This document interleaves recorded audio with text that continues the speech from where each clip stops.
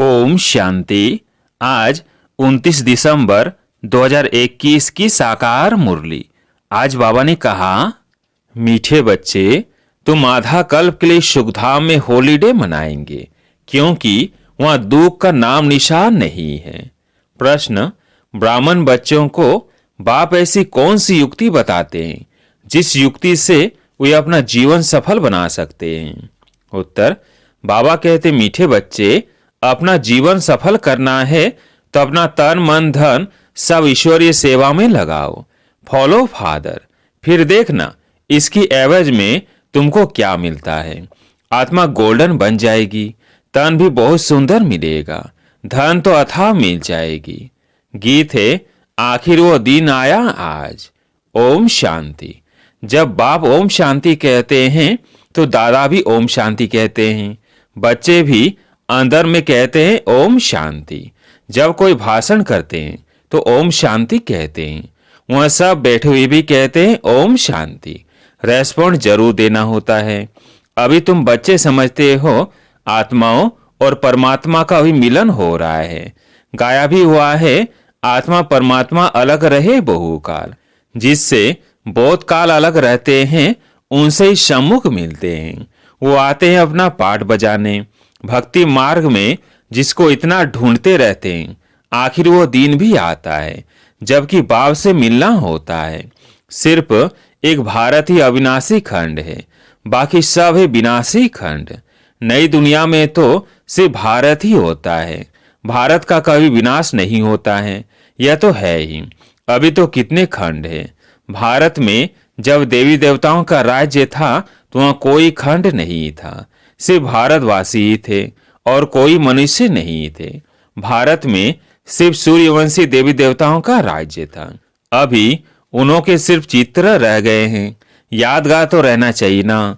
पहले कितना छोटा झाड़ होता है, उसको कहा जाता है राम राज्य, ईश्वरीय राज्य। ईश्वर की स्थापना है ना। अभी तो है आसुरी स्थापना और सतयुग की है देवी स्थापना। ईश्वर की स्थापना आधा कल्प चलती है, फिर आसुरी स्थापना होती है जिसको रावण राज्य कहा जाता है। वह है निर्विकारी दुनिया और यह है विकारी दुनिया।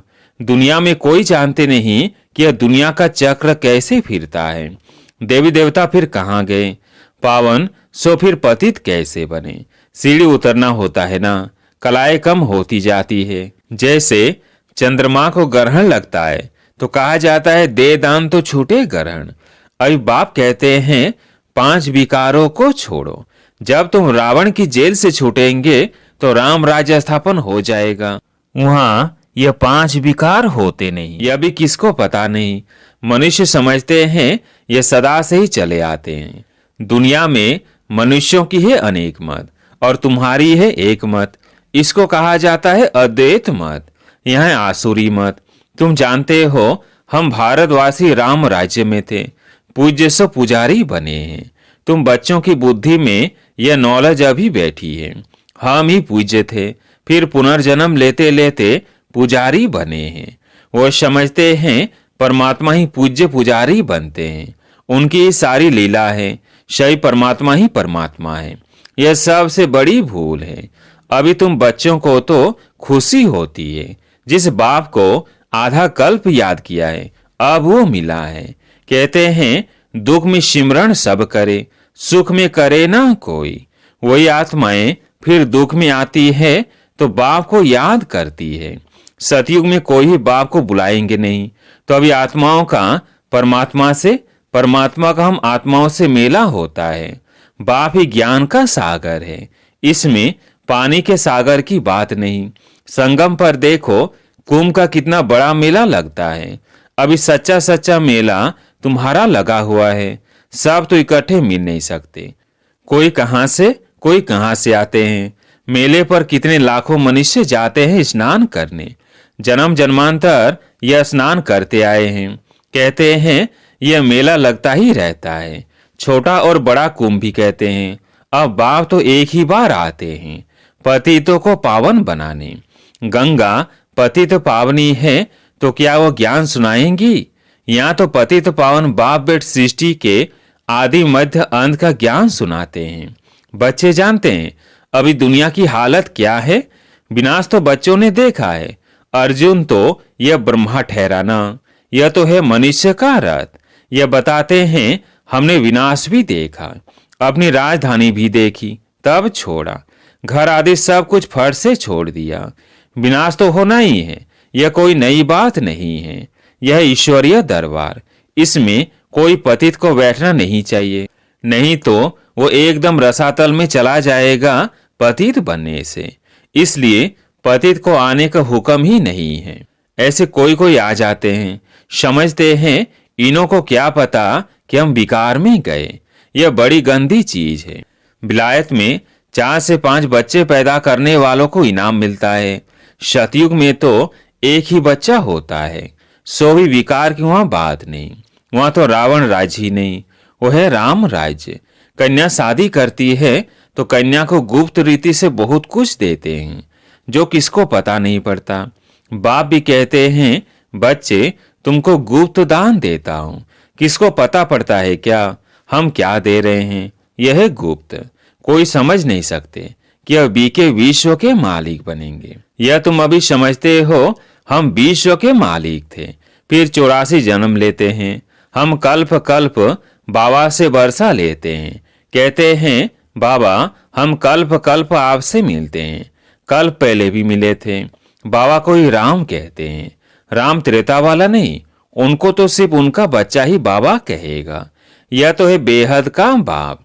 अब बाप तुम बच्चों को कहते हैं, तुम बच्चों को दैवी गुण धारण कर ऐसा बनना है। इन देवी देवताओं की कितनी महिमा करते हैं, परंतु समझते कुछ भी नहीं। कहते हैं अचतम केशवम, अब कहाँ राम कहाँ नारायण, सबको मिला देते हैं, अर्थ कुछ भी नहीं निकलता। अभी तुमको नट सेल में सब कुछ समझाया जाता है। द्वापर से लेकर यह भक्ति मार्ग शुरू होता है। 84 का चक्र लगाकर नीचे उतरना ही है। 84 जन्म गाए जाते हैं। बाबा ने पूछा यहाँ तुम बैठे हो तो क्या सब 84 जन्म लेंगे या कोई 80 से 82 भी लेंगे? क्या सब पास होंगे? क्या भागंती हो जाने वालों के जन्म कम जास्ती नहीं होंगे? अवस्था अनुसार ही हर एक का पाठ होगा ना। बहुत है जो आश्चर्य भागंती हो जाएंगे, फिर सतयुग में कैसे आएंगे?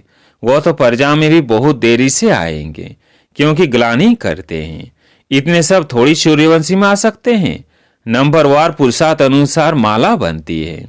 बाप तो ज्ञान का सागर है, कौन सा उसमें ज्ञान है यह भी कोई नहीं जानते हैं। तुमको अब ज्ञान मिल रहा है, वो तो सिर्फ स्तुति करते हैं, समझते कुछ भी नहीं। इसको कहा जाता है भक्ति मार्ग। त्योहार भी जो मनाए जाते हैं वो है सब इस समय के, जो फिर बाद में मनाए जाते हैं। तुमको तो आधा कल्प सुख में हॉलीडे मिल जाती है, कभी दुख का नाम नहीं देखेंगे, हॉलीडे हो जाता है, क्योंकि तुम पवित्र हो जाते हो ना। बाप समझाते हैं तुम्हारा ये अंतिम जन्म है। जब रावण राज्य शुरू होता है उसको मृत्युलोक कहा जाता है। मृत्युलोक मुर्दाबाद, अमरलोक जिंदाबाद होता है। सुख और दुख राम और रावण का यह खेल है। राम द्वारा तुम राज्य पाते हो, रावण द्वारा तुम राज्य गंवाते हो। बाप कहते हैं तुम अपने जीवन को नहीं जानते हो और कोई ऐसे कह न सके। बाप ही बतलाते हैं, वह तो 84 लाख कह देते हैं, फिर तो कल्प की आयु लाखों वर्ष हो जाती है। कुछ भी बुद्धि में नहीं आता जिन बातों को समझ सके। कल्प की आयु भी रोंग लिख दी है। यह शास्त्र आदि सब भक्ति मार्ग के हैं। तुम बच्चों को कितना सहज समझाया जाता है, आगे चलकर और अच्छी रीति समझाएंगे। जब कोई मरता है तो उस समय सिर्फ थोड़ा वैराग्य आता है, उसको कहा जाता है शमशानी वैराग्य। शमशान से बाहर निकल मार्केट में गए तो खलास, जाकर मांस मदिरा खरीद करेंगे। तुम बच्चों को इस समय सारी पुरानी दुनिया से वैराग्य। बाबा समझाते हैं वैराग्य 2 प्रकार का है। निवृत्ति मार्ग वालों का है हद का वैराग्य, वह प्रवृत्ति मार्ग के लिए ज्ञान देंगे ही नहीं। दोनों पवित्र बनो यह वो कह नहीं सकते, गीता वो सुना ना सके। तुमको तो ज्ञान सागर से ज्ञान मिलता है, वो समझते भी हैं, परंतु उनको डर रहता है आगे चलकर मान लेंगे बरोबर गीता कृष्ण ने नहीं सुनाई। अगर अब कहेंगे तो उनके सब फॉलोअर्स भाग जाएंगे, फट से कहेंगे इनको बीके का जादू लगा है। अब बाप समझाते हैं, अगर देवता बनना है तो दैवी गुण धारण करो। मुख्य बात है पवित्रता की। यह मनुष्यों का खान पान ही देखो कितना आसुरी है। जन्म जन्मांतर की पाप आत्माएं हैं, पुण्य आत्मा एक भी नहीं है। अभी तुम बन रहे हो। सतयुग में सब पुण्य आत्माएं होती है, वह है ही श्रेष्ठचारी पावन, यहाँ है भ्रष्टाचारी पतित। सतयुग में 5 विकार होते नहीं। राम राज्य रावण राज्य में कितना फर्क पड़ जाता है। इनको तो रावण राज्य कहेंगे ना। पतित पावन एक ही गॉड फादर है। तुम जानते हो वो हमारा बेहद का बाप है। बेहद के बाप रचयिता को रचना याद करती है। बाबा ने समझाया है, सतयुग में है एक बाप, फिर होते हैं 2 बाप, लौकिक और पारलौकिक, और तुमको है 3 बाप, लौकिक, पारलौकिक, अलौकिक। भक्ति मार्ग में लौकिक बाप होते भी पारलौकिक बाप को याद करते हैं। यहाँ तो यह वंडरफुल है, बाप और दादा दोनों बैठे हैं। यह भी तुम बच्चे जानते हो, फिर घड़ी घड़ी भूल जाते हो। प्रजापिता ब्रह्मा तो गाया हुआ है ना, वो अभी ही मिलता है। प्रजापिता ब्रह्मा है साकार और वो है निराकार। निराकार और साकार दोनों इकट्ठे हैं, दोनों का हाईएस्ट पोजीशन है। इनसे बड़ा कोई होता नहीं। और कितना साधारण रीति बैठे हैं। पढ़ाई भी कितनी सहज है बच्चों के लिए। बाप सिर्फ कहते हैं अपने को आत्मा समझो। आत्मा अविनाशी है, यह देह विनाशी है। एक शरीर से आत्मा निकल जाकर दूसरा शरीर लेती है। तुमको रोने की दरकार नहीं है। मनुष्य शरीर को याद करने से रोते हैं, तुमको रोने की दरकार नहीं। सतयुग में कभी रोते नहीं, वह है ही मोहजीत। यह सब बातें तुमको संगम पर ही समझाई जाती है। तुमको यह लक्ष्मी नारायण का चित्र देखकर बहुत खुशी होनी चाहिए। इसलिए बाप ने कहा है, यह लक्ष्मी नारायण त्रिमूर्ति का बैज वह मेडल जेब में डाल दो, घड़ी घड़ी पॉकेट से निकाल कर देखो। ओहो, हम तो यह बनने वाले हैं, बहुत खुशी होगी। औरों को भी दिखाकर खुश करो कि हम यह बन रहे हैं, देखने से खुशी होगी। मैं तो शिव का बच्चा हूँ, मुझे किसी बात की क्या परवाह करनी है। कुछ घाटा पड़ा सो क्या, हम तो भविष्य 21 जन्मों के लिए परमपति बनते हैं। देखो बाबा ने सब कुछ दे दिया, फिर फायदे में है या घाटे में है। बाबा अब सम्मुख समझा रहे हैं, तुम्हारा यह धन दौलत सब कुछ मिट्टी में मिल जाने वाला है। अपना जीवन सफल करना है तो अपना तन मन धन इसमें लगाओ, फिर इनके एवज में देखो तुमको क्या मिलता है। आत्मा भी गोल्डन बन जाती तो तन भी सुंदर, धन तो अथा रहता है। अच्छा, मीठे मीठे सिकिलधे बच्चों प्रति माता पिता बाप दादा का याद प्यार और गुड मॉर्निंग। रूहानी बाप की रूहानी बच्चों को नमस्ते। हम रूहानी बच्चों की रूहानी बाप दादा को याद प्यार गुड मॉर्निंग नमस्ते नमस्ते। धारणा के लिए मुख्य सार। पहला पॉइंट, मैं शिव बाबा का बच्चा हूँ, मुझे भविष्य 21 जन्मों के लिए पदमपति बनना है। इसी खुशी में रहना है और सबको खुश करना है, किसी बात की परवाह नहीं करनी है। दूसरा पॉइंट, एक बाप की अद्वैत मत पर चलकर बेहद का वैरागी बनना है, एक बाप को फॉलो करना है।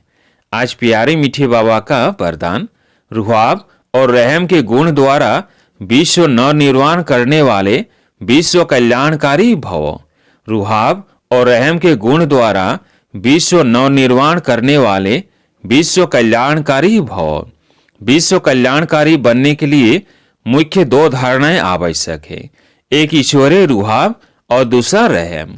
अगर रुहाब और रहम दोनों साथ साथ और समान है तो रूहानियत की स्टेज बन जाती है। तो जब भी कोई कर्तव्य करते हो, वह मुख से शब्द वर्णन करते हो, तो चेक करो कि रहम और रुहाब दोनों समान रूप में है। शक्तियों के चित्रों में इन दोनों गुणों की समानता दिखाते हैं। इसी के आधार पर विश्व नवनिर्माण के निमित्त बन सकते हो। स्लोगन, बाप के प्यार के पीछे व्यर्थ संकल्प निछावर कर दो, यही सच्ची कुर्बानी है। बाप के प्यार के पीछे व्यर्थ संकल्प निछावर कर दो, यही सच्ची कुर्बानी है। अच्छा, ओम शांति।